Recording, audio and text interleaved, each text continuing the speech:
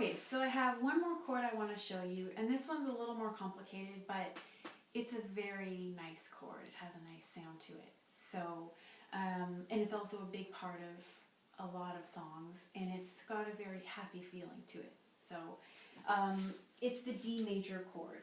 Now, there's one little thing about this chord that is a little bit unusual to the other chords. The C chord, the G chord, and the F chord are all white key chords. So you only use a white keys to play on. So the C chord is there, the G chord is here, and the F chord is here. And so far I haven't played any black notes, but I'll just explain really quickly. When you describe a black note, you're describing the ones to the right are typically sharps. So this black note to the right of C is called a C sharp.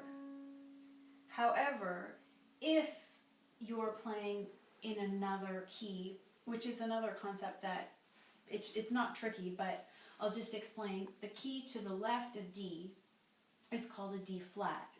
So here, when we're playing a C, that's a C sharp, and this is a D sharp. So I won't talk too much about flats in this video. I'll just explain that this right here is a D sharp. And over here, that's an F, that's an F sharp. To play a D chord, you play D with your thumb, you play F sharp with your third finger, and that takes a little bit of adjustment to just move your thumb up, and then you play the A with your fifth finger. So before, with the C chord, the F chord, the G chord, your fingers could be a little flat. And some people think that your hands should be sitting properly, and that's always a good technique, but it's not the end of the world if your fingers fall flat. But if you're playing a D major chord, you do have to sit them up a little bit more to actually be able to attack the F sharp. So if you have the D, the F sharp, and the A, that is a D major chord. And if you have this here, and then in the left hand, you can add an octave again. So I've counted down 8 notes to a D, and 8 notes again to another D, and I played a D. And that's a D major chord.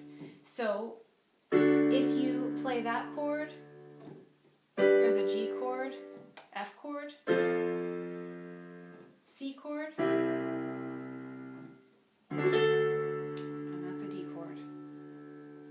And it's really that easy.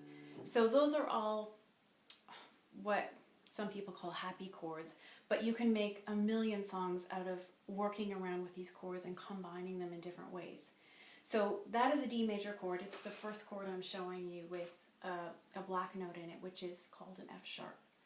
And it requires a little bit of practice, but once you get it, it's really quite simple. And that's it.